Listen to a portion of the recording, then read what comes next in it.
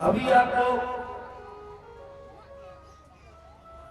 दैत्य के वंश वर्णन को सुन रहे थे। देखो, महाराज कश्यप की दो पत्नियां हैं। एक पत्नी का नाम है दिति और दूसरी का नाम है अदिति। जो दिति से पुत्र पैदा हुए वो सब राक्षस कहलाए, और अदिति से जो पैदा हुए वो सब देवता कहलाए।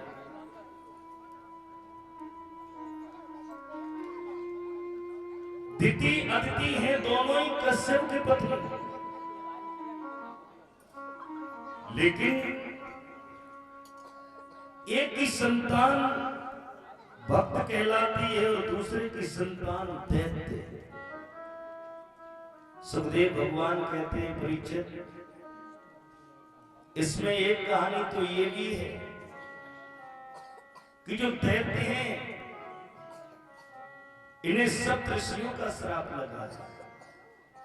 जो दैत्य हुए ये जय विजय नाम के दो भगवान विष्णु के पार्षद थे। भगवान से मिलने के लिए कोई रोक टोक नहीं होनी चाहिए।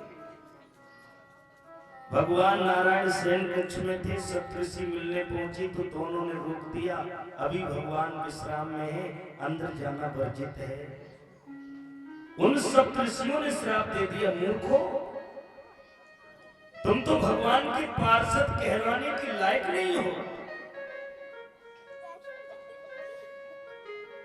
संत वो होता है जो समस्या का समाधान करता है। संत किसी की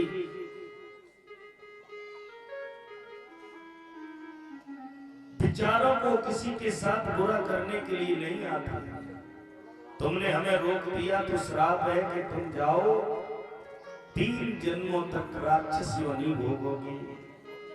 और उसी श्राप के कारण जो अभी आपने कथा सुनी, हिरण्याकश्यप वही जय विजय हिरण्याक्ष और हिरण्याकश्यप के नाम से प्रकट हुए। इन्हें ये वरदान लगा है कि भगवान का मिलन हमारा तभी होगा जब हम भगवान से द्वेष करेंगे। और कभी कभी ऐसा लगता है परीक्षित जी, भक्त लोग भगवान की पूजा करना बंद कर देते हैं, लेकिन ये राक्षस होते हैं बड़े जिद्दी होते हैं। कभी कभी भक्त तो भगवान को भूल जाता है, लेकिन राक्षस कभी भगवान को भूलते नहीं है। अभी आप यहाँ कथा सुन रहे हो, कोई आपसे आकर कहे तुम कथा में बैठे हो, तुम्हारा मित्र घर पर इंतजार कर रहा है, तो आप ये कह सकते हो वो मेरा मित्र है, कहीं चला नहीं जाएगा, थोड़ी देर उनकी बात मिल लेंगे, अभी कथा सुन ले।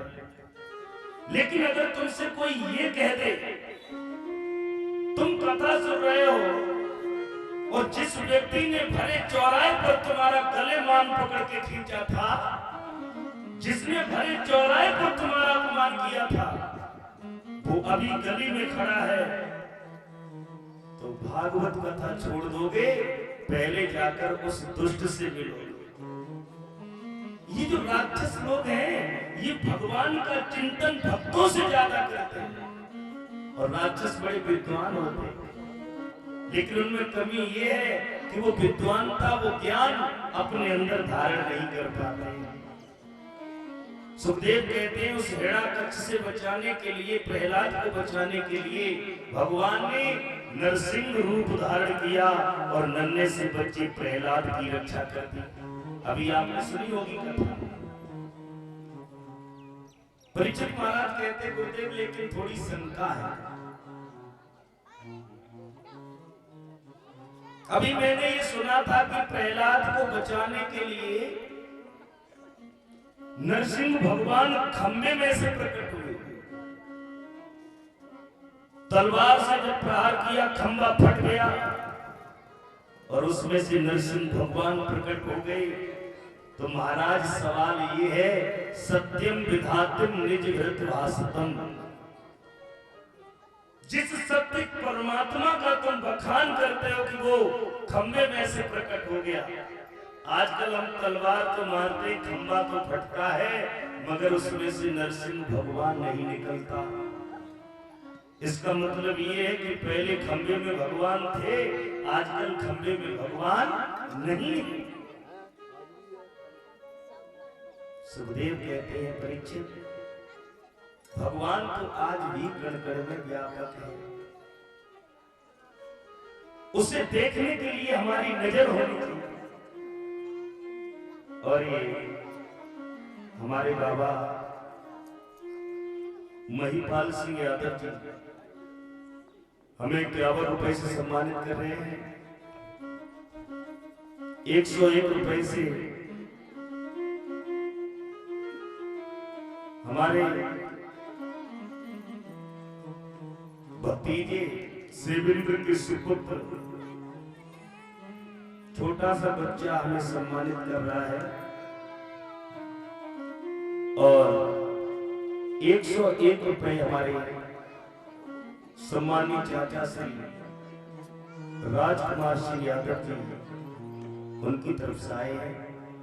भगवान से कामना करते हैं, प्रभु हमारे गांव का जो प्रेम है, हमारे गांव का जो भाईचारा है, ऐसी बुद्धि देना कि ये भाईचारा कभी जीवन में खत्म ना हो। बहुत जगह हमने कहा था कि लोग कथाओं में भी पार्टी निभाते हैं,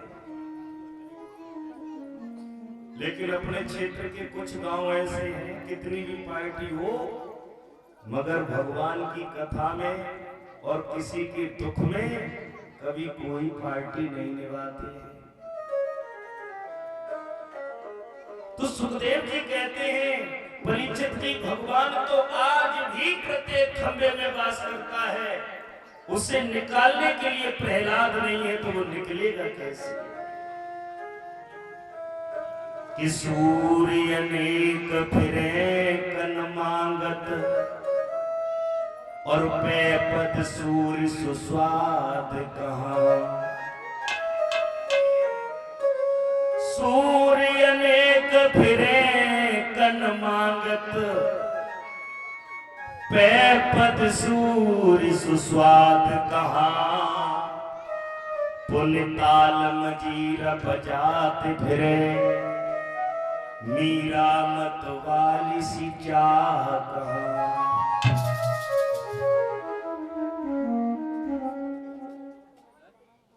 पुण्य ताल मजीरा बजात फिरे मीरा जैसी चाह कहाँ। नरसिंह बसे प्रतिखंबन में पर कारण को प्रहलाद कहाँ। अरे परीक्षित, भगवान तो आज भी प्रत्येक खंबे में वास करते हैं, जब निकालने के लिए प्रहलाद नहीं है तो वो निकलेगा कैसे? पहले भक्त प्रहलाद को जन्म दो, और जब प्रहलाद होगा तो भगवान कण कण में से प्रकट हो जाएगा। इन्हीं प्रहलाद के पुत्र हुए बलि, दो बहरोचन, और बहरोचन के पुत्र बलि हुए। और देखो बलि की कामना को पूर्ण करने के लिए, वैसे तो हिरण्यकश्यप राक्षस है, लेकिन उनके खानदान को दर्शन देने के लिए प्रभु नरसिंह रूप में आए, और उसी खानदान का बलि है। उस बलि को दर्शन देने के लिए मेरे प्रभु वामन रूप लेकर के आए। और ऐसा भेष बनाया, ऐसी लीला की, जो बलि संतों से दूसरों से छीन लेता था, लेकिन प्रभु के सामने जब पहुंचा तो सब कुछ लुटाने के लिए तैयार हो गया। तुम मांगो क्या चाहिए, तुमको मांगने में देर लगेगी, बलि को देने में बिल्कुल देर नहीं लगेगी। भगवान कहते हैं बलि, मैंने ये नियम बनाया है कि कभी किसी से 1 रुपया भी नहीं लेता हूं। क्यों? क्योंकि साधु भूखो भाव और धन को भूको नाय, जो धन को भूको फिरे वो साधु है नाय।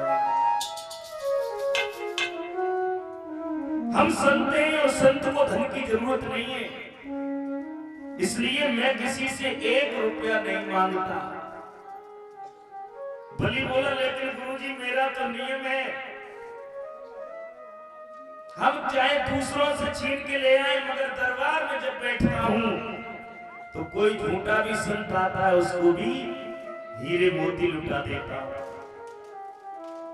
आज आप जैसा संत जो पहले कभी नहीं आया, एक तो आप देखने में बहुत छोटे हो, दूसरे आपका मस्तिष्क बता रहा है तुम्हारे अंदर तेज चमकता है।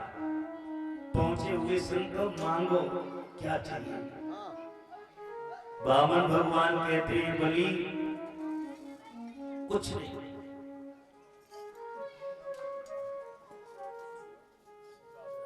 अगर तुम ज्यादा निवेदन कर रहे हो, ज्यादा कह रहे हो तो हम तुमसे ज्यादा नहीं थोड़ा मांगेंगे, क्योंकि देवताओं का कार्य सिद्ध करना है भगवान को। 101 रुपए से मैं सम्मानित कर रहे हैं श्रीमान श्याम सिंह, जो ग्राम पटसुआ के रहने वाले, उनकी तरफ से भगवान से कामना करता हूं ऐसे बाबा जी का आशीर्वाद हमारे ऊपर बना रहे, हम अपने कदमों को आगे बढ़ाते रहें। सज्जनों, बलि बार बार देने को बोलता है लेकिन प्रभु देने से मना करते हैं। आए तो